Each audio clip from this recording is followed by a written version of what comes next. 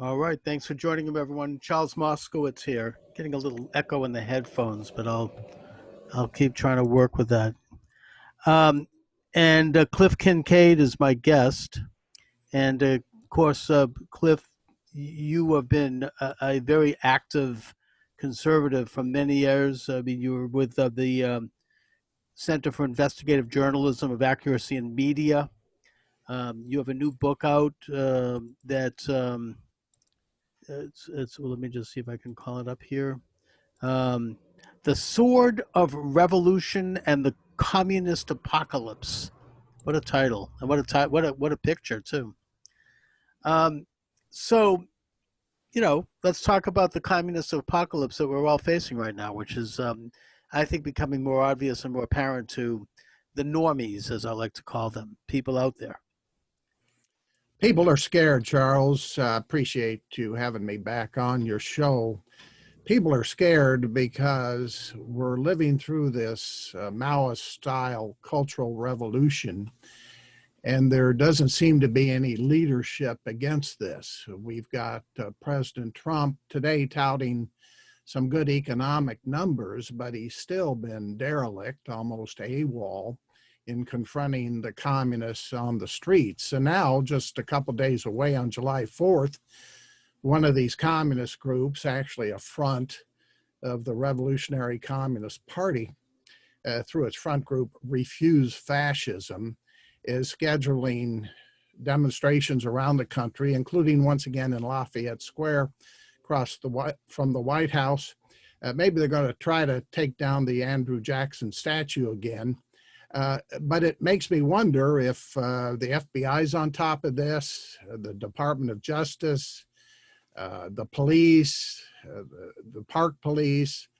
I mean, there doesn't seem to be much pushback. And on top of that, we've got, as Tucker Carlson pointed out the other night, we've got Republican senators bending over backwards to the mob. We've got Senators Langford and Johnson actually introducing legislation to replace Columbus Day Oh my with God! Juneteenth. And then, to his credit, Tucker Carlson also made mincemeat out of Senator Mike Braun of Indiana, a so-called conservative, Right.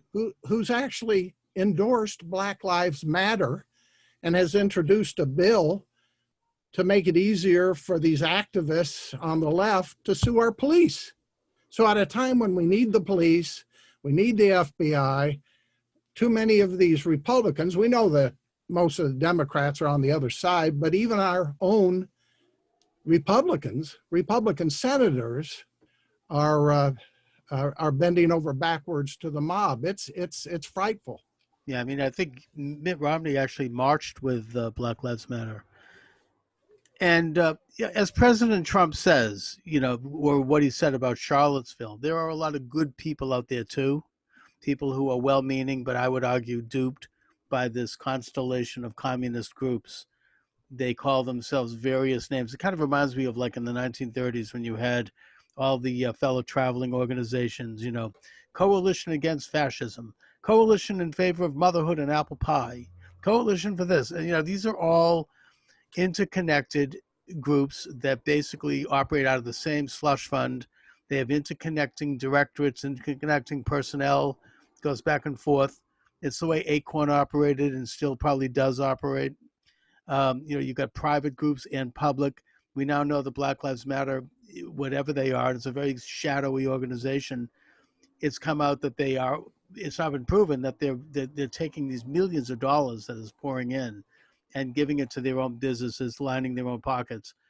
And you have this horrible phenomena of both public government organizations and entities and private companies giving them millions of dollars because they're so afraid that these people have some kind of a monopoly on the use of the word racism, that they may be called racist. So they give them money to keep their name out of it or to buy silence. It's like protection money. And, it's going to be a long, hot summer, looks like. They've predicted that, a long, hot summer. And again, I warn people, July 4th, this Revolutionary Communist Party front group, Refuse Fascism. They've got demonstrations scheduled. I've got the list right here. Yeah. Atlanta, Boston, Chicago, Cleveland, Detroit, Honolulu, Houston, Los Angeles, New York, Philadelphia, San Francisco, Seattle, and then Washington, D.C., 4 o'clock, July 4th in Lafayette Park. Again, I think they're going to probably try to tear down the statue of Andrew Jackson again. Fortunately, Trump intervened, or at least the park police, the federal park police intervened in time. They had actually put a noose around the statue. They were preparing to pull it down, but the park police got in there in time to save the statue. By the way, Andrew Jackson was a great president. He was. We can talk about him. He's one of my favorites. One of the highlights of my life was getting the Andrew Jackson Award years ago from Howard Phillips and the Conservative Caucus. They gave me this beautiful wooden chair with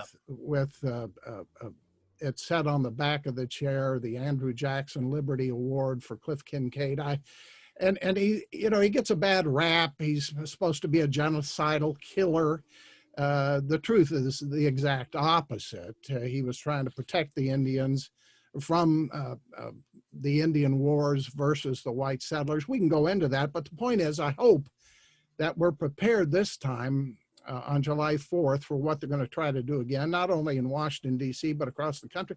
It's so bad, Charles, that our president, Trump, had to tweet out pictures of those who were wanted. Actually, they weren't wanted posters per se, but those who were being sought for vandalizing the statue, trying to take it down. He tweeted them out. You know, why does the president have to do that? I've got the reference to these characters up on my website, usasurvival.org. I think out of 15 or 16 pictures of these communists that Trump tweeted out, 4 or 5 have been arrested. That's not good enough. You know, why didn't the FBI have informants in the Revolutionary Communist Party? I'll never forget, one of the first things I did, you made reference to how long I've been in Washington, D.C., about 40 years.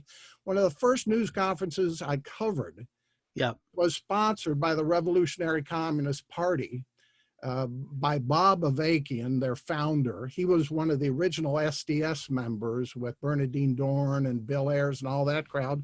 Right. And Avakian and his crew, they were giving out Mao's Little Red Book. Right, the little Chairman Mao's sayings. I still have it. This is what this is what guides them. Mao's little. So here we have China having unleashed a virus on the United States that has killed about 130,000 people now, continues to throw people out of work because of the lockdowns. And now they're behind some of these groups rioting in the streets, pulling down these historical monuments. And we got Republicans like Langford and Johnson going along with the mob saying, yeah, let's replace Columbus Day with Juneteenth. And by the way, they're going to be spreading the virus on July 4th. So, I mean, I guess that all works with the Chinese agenda, I suppose. Well, the Chinese have really declared war on the United States. Yes. That's what's happened. And let me just digress and mention that Andrew Jackson also took on the Second Bank of the United States, which was the big quasi-public government private banking entity. And some of the speeches he delivered when he went after those are worth reading. They're incredible speeches. And he left office with a balanced budget and no debt, which actually is almost unprecedented in world history, let alone American history. I mean, it's an incredible story. He was the anti-establishment candidate of the time. And he was the Trump of his era. He was. And that's why Trump himself visited his home, the Hermitage, back in 2017 and talked about Jackson's patriotism, his love of this country. And he was a big factor. Even one of the books I have on Jackson has a foreword written by General Wesley Clark, a top Democrat. Right. He talked about Jackson being one of our great military leaders. The former Democrat Senator of Virginia, Jim Webb, wrote a big column and has praised Jackson. He was a Scots-Irish immigrant who came over here. He fought in the Revolutionary War at the age of 13. Sure. And these communists don't want you to know that, and they want to tear down his statue by saying he's a killer. Actually, what Jackson did for the Indians, he tried to save their lives in the long run by moving them and putting them in federally protected safe havens. That truth, those facts don't get reported. But I tell you, I'm doing a column on this whole thing. Good. And we need conservatives around the country to speak up for our founders, to speak up for Columbus, Jackson, speak up for our institutions.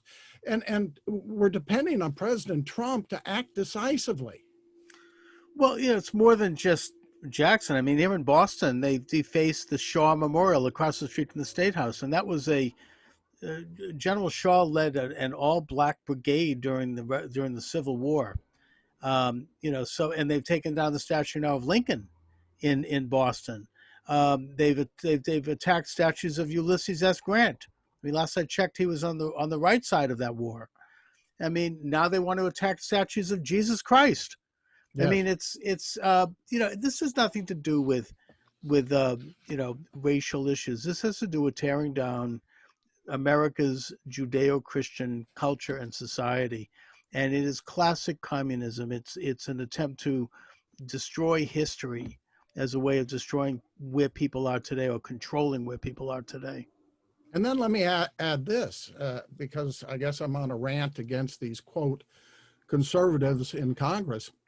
We've got one of them you mentioned, Mitt Romney, who marched with Black Lives Matter, which, by the way, honors a cop killer by the name of Assata Shakur, otherwise known as Joanne Chesimard, now living in Cuba. Yes. Mm-hmm. I mean, this is what Black Lives Matter is all about. They want to impose on us what's happening in Cuba. And these are communists. Most of them are Maoists. But then we got Romney, and let me get the other names here. Marco Rubio, Romney, and a few other Republicans are joining with Democrats in the Senate to stop President Trump from withdrawing some of our troops from Germany, because Germany won't even pay 2% of GDP on NATO. And Trump's saying enough is enough. They're already dependent on the Russians. They closed Angela Merkel, who's probably a Soviet agent or Russian agent anyway, closed down their nuclear program, their nuclear power plants, made Germany more dependent on Russia. Now they got a pipeline going to Russia for more gas, Nord Stream 2. Mm-hmm. And Trump's saying with good reason, well, if you're not going to pay for your own defense, why should we? All he's doing is proposing to move 10,000 out of the 35,000 American troops there somewhere else, probably to Poland. And Romney and Marco Rubio and even a bunch of House Republicans are saying, oh, no, you can't do that. We got to continue to bleed the American taxpayers to support this deadbeat ally, in quotes, Germany. Well, this is insane. What's wrong with these Republicans? They're worthless. Well, last I checked, the Cold War ended 30 years ago, and certainly World War II ended over half a century ago. So why we have troops in Germany now, I mean, I can't even imagine. It doesn't make sense. Maybe keeping one or two bases, fine. But, Trump said when he ran that he was going to de-escalate, which is actually something the left used to love, and remove America's involvement in foreign wars, which is something that the left was hitting the streets on during the Vietnam period. And now that it's Trump. To believe, look, I think Russia's still a big threat.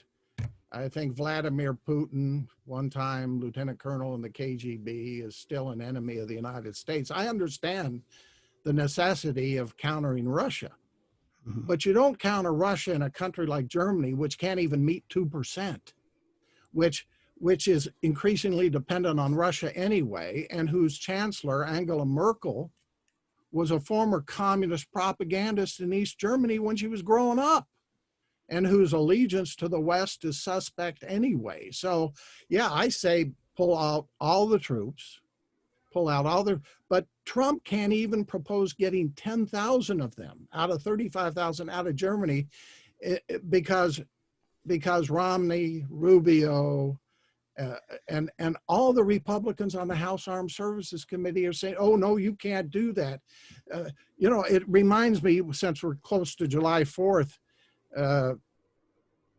President George Washington said the following: "It is our true policy to steer clear of permanent alliances with any portion of the foreign world." Now, I can understand the rationale for NATO at one point, but not when the NATO allies are deadbeats and ripping us off. And so on this score, I think Trump's exactly right. I praise him for moving forward. As you say, Charles, we got to get out of these alliances with deadbeat nations. We got to stop the never-ending wars. Trump is up against a communist insurgency. He's got to do more about that. He's up against the military-industrial complex, and he openly talked about that at the Tulsa rally. He did. And of course, the deep state, primarily the CIA, which we know has been linked to Jeffrey Epstein. And I see in the news today his, quote, associate, Ghislaine Maxwell, has been arrested by the FBI. We'll see if that's true. We'll see if she survives, if she's not killed. But we do know this. And since we last talked, I put my column up on my website. It turns out that Jeffrey Epstein may have been a bisexual, exploiting some of these underage girls, hiring them as prostitutes, but he was all at the same time a practicing homosexual who used gay blackmail to acquire his initial fortune. You wonder if the FBI is going to get to the bottom of that one. Well, they even mentioned that in this official documentary they did about Epstein. And yeah, that's a whole rotten mess that I don't know if they'll ever pull that one out. But, Trump obviously is under attack because he is who he said he was when he ran. And he wants to put the interests of the American Republic first. He wants other nations to put their own interests first. And that this is complete anathema to the globalist establishment. I mean, we've talked about that. You've written books on that topic. You've got politicians in the past, including Obama and the Bushes, who give lip service to this sort of thing to get elected, but they don't really mean it. Trump did mean it, and people know it, and he's trying to implement it. So it looks like, I don't know what they're going to pull out next, but they're going after him right now with this leaked story out of some anonymous source at the CIA, which, again, you've mentioned, is very much a part of the deep state, saying that he knew about bounty hunters paid by the Russians to kill American personnel in Afghanistan. Now, I mean, I don't know, I have no idea whether this is true, but I do know that the standards of reporting these things have gone completely out the window since Trump was elected. And you know this as a journalism guy.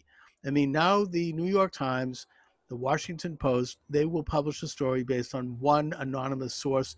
They won't do any research. They won't do any digging. They don't do any investigating. They just run with it. And then once it's debunked, they then withdraw it. I don't know if that's what's going on here, but do you have any information about that, Cliff? I don't know if the story is true or not. I do know that these allegations have been around for years. I don't know if they've been corroborated. We do know that the United States, through the so-called Mujahideen, the freedom fighters in Afghanistan, killed a bunch of Russians. That's one reason the Russians got out. That's right. In the 1980s. Let's don't pretend that the Russians alone in the world have been the bad guys. The United States has done a lot of bad things. It's important to come to grips with that, to be held accountable. The point is that Trump's been trying to get our troops out of Afghanistan because they've been there too long. We know that. They went there initially to wipe out the instigators of 9/11. And now for the last who knows how many years, we've been there nation building for Afghanistan when those kinds of resources ought to be spent here in the United States. So that's why the story was leaked, to try to disrupt Trump's plan to get our troops out of Afghanistan and avoid the spectacle of more wounded warriors. We've lost too many lives. Our soldiers have been injured by the very Muslims they were there to protect and help. I mean, these people, they're not grateful for the sacrifices of our troops. We should have gone in there to wipe out the terrorists and get out. Uh, we're not there to build a Muslim society. Why are we doing that? They're not even grateful anyway. And Trump is de-escalating that war, and as opposed to his predecessors who surged American personnel, and he's reduced the number of American casualties. So I think we have to view this in that context. And to me, this just looks like another dirty trick before the election. I think they're going to do anything and everything they can to stop Trump. I think that they didn't want to have, a leftist like Bernie Sanders become the Democratic nominee or any of those other group people there. They were way out in the left field. And I think they were hoping for, Bloomberg to come along, and he spent $100 million and got nowhere. So they're pushing Biden. And to show how bad it is, yesterday he gave a press conference and he was reading off a teleprompter. Now, President Trump mentioned this in a tweet that, obviously he was fed the questions in advance and all he did was stand there and read. He can't put two sentences together if left alone. I don't think they're going to let him go out of the basement. I mean, they're stuck with him because they couldn't come up with an alternative. And they're just he's going to be like this kind of stuffed, doll. I mean, they're just going to move him into the election. What's going on with that?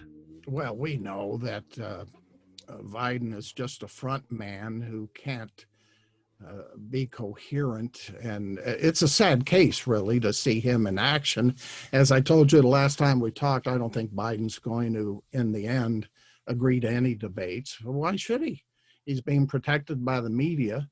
And meanwhile, the press, I don't know if you saw the news conference this morning about the great economic numbers, more people getting out, going to work, the unemployment rate coming way down. Some of these reporters, what about a national mandate on masks? Then you had some gal in the back, what about the Confederate statues? What about white power? I mean, this is all they've got. Just constant attacks, unfounded on Trump. As you say, Charles, it'll be something new next week.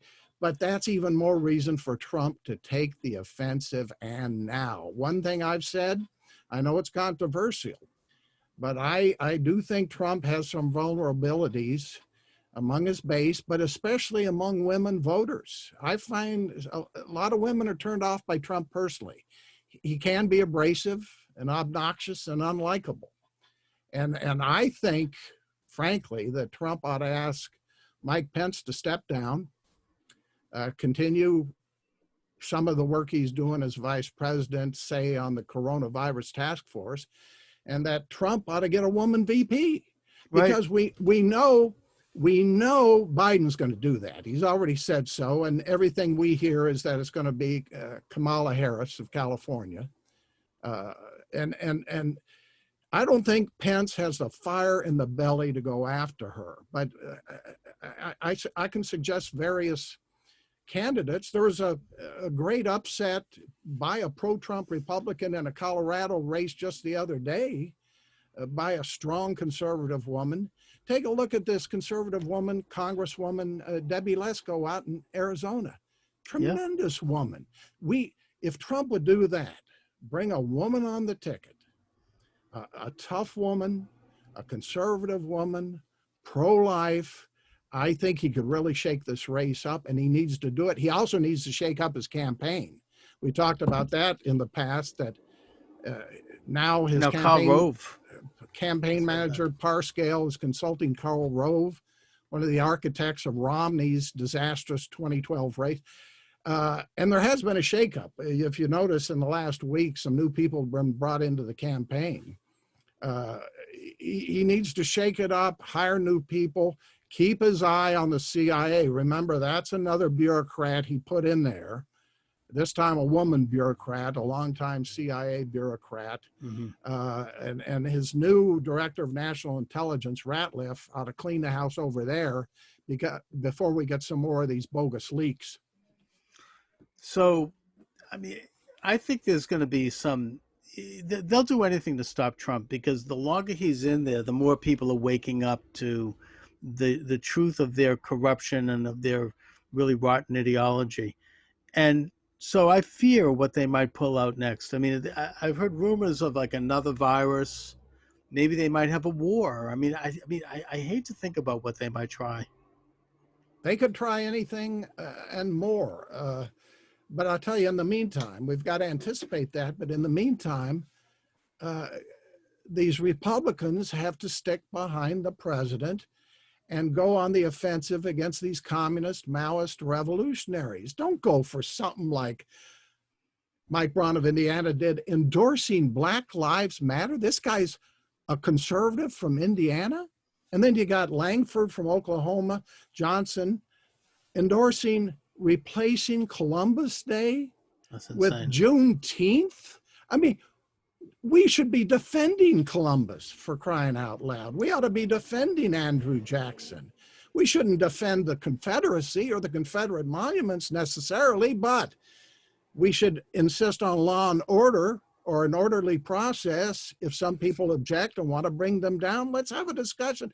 Let's have a debate, but don't debate whether we ought to have a Columbus Day.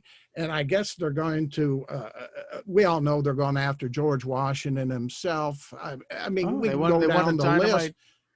They talked about dynamiting Mount Rushmore. I mean, yeah, and you know, I'm sorry for the American Indians. There were Indian wars when the European Americans came over and started to settle what was to be the United States. And the Indians lost. I'm sorry, but that happens in wars. There were some Indians that were pro-American. There were some Indians that fought for the British. You know, many people don't realize in the Declaration of Independence, there's actually a whole section, one of the grievances against King George III. Let me see if I can find it. Here, this is from our own Declaration of Independence. He, King George III, has excited domestic insurrections amongst us and has endeavored to bring on the inhabitants of our frontiers the merciless Indian savages, whose known rule of warfare is an undistinguished destruction of all ages, sexes, and conditions. That's in our own Declaration of Independence. You know, contrary to what some of the Democrats and communists say, these Indians weren't just back to nature, one with the earth, you know, worshiping Gaia. They were ruthless. And that's why the term Washington Redskins was not meant in a derogatory way. It was a tribute to their fighting spirit. Right. And these were vicious wars that were fought, and the settlers won. And Andrew Jackson, as president, tried to take care of some of those tribes. He did treaties with them saying, basically, get out of the way, we'll move you over here. Just the European Americans had left their homelands, after all, to come to America. He tried to put the Indians in safe havens under federal protection. Many of them did so. And they survived today. Those that continue to fight, yeah, some were wiped out. That's right. So, I mean, we're not going to have an honest and vigorous reckoning of American history because it has nothing to do with this destructive nihilistic movement that's funded by international sources, by the way, including my understanding, George Soros and others, and that they want to discredit capitalism. They want to discredit American freedom. They want to discredit Christianity. You know, it's really what it's about. I mean, it's obvious to me. I mean, it's nothing to do with Andrew Jackson as a figure. It could have been anybody there. They defaced the World War II memorial. That is to FDR. You know, it's really not. You know, this is just. I mean, we have to defend all of them. But where is it going to stop, Charles? You know, if they want to get serious about this effort, go back in history and look at what FDR thought about blacks. That's right. I mean, and I think, by the way, I saw an interesting remark. I think it was from Ann Coulter, of all people, where she said, you know, if we're going to start renaming things and destroying things, let's start with renaming the Democratic Party. Well, that's right. Right? I mean, the party of slavery and a good part of their history, they raised money at Jefferson Jackson dinners. For sure. Yeah. It's the party of sedition, slavery, and socialism. So, two can play at this game too, by the way. If we That's want to right. start taking down statues, let's take down some of the statues. There's one big one at the United Nations of Nelson Mandela, who it That's right. turns out totally fooled people into claiming he wasn't a communist. And then it came out after his death, the Communist Party of South Africa admitted, yeah, he was a high-level member all along. How many people were fooled by that? Let's take down any statues or plaques for Margaret Sanger with her Negro Project. Let's take down any reference to communist leaders, and they're all over the country. These are people who are responsible for the killings of 100 million people all over the world. You want to talk about slavery? I mean, they enslaved entire nations and still do. And we need more people in the Congress like you who are willing to say this, who are willing to defend Columbus, defend Andrew Jackson, defend George Washington, rather than back off and say, oh, well, yeah, I guess we got to, put cuffs on the police so they don't injure anybody in the course of their duties and make it easier for the left to sue them personally. And then to replace Columbus Day. I mean, and then you got the NATO thing with Romney and Marco Rubio and the others saying, well, yeah, I know Germany's a deadbeat, but we got to still pay to have our troops there, even though they're more dependent on Russian gas than ever before. What kind of insanity is driving policy here in Washington? And Trump has to stand up against it more forthrightly than ever before, because with these demonstrations coming on July 4th, it's getting worse and worse. People out in the countryside, people I know, are scared. Women are scared. Yeah, and they're looking for a president who's going to defend them and their families. And that's why I get back to this idea of having a woman VP for President Trump and asking Pence to step aside, because good idea. I just don't think Pence has the fire in the belly. He's a dignified man. He's a good conservative, but we got to take the fight to these people. Oh, it's a good idea, and it's sad but true. These spineless Republicans, they think that they're going to get favorable coverage. They think that if they kiss up to the left, when in fact they're not, they're going to get stabbed in the back anyways. And in fact, if they're such panderers, if they took a vigorous, strong stand that was pro-American and pro-conservative, they'd get a lot more mileage if that's what they're looking for, because they'll resonate more with people. And of course, corporations are completely spineless. I mean, they'll hand money over to Black Lives Matter in order to keep their name out of the paper. And then really I'll tell you another thing, commentary. Charles, that we need to do. There needs to be a shakeup in the White House. That's the last time we talked. I mentioned all these incompetent or worse people Trump has hired. We just learned credible stories that Van Jones, of all people, was involved in writing President Trump's executive order on so-called police reform.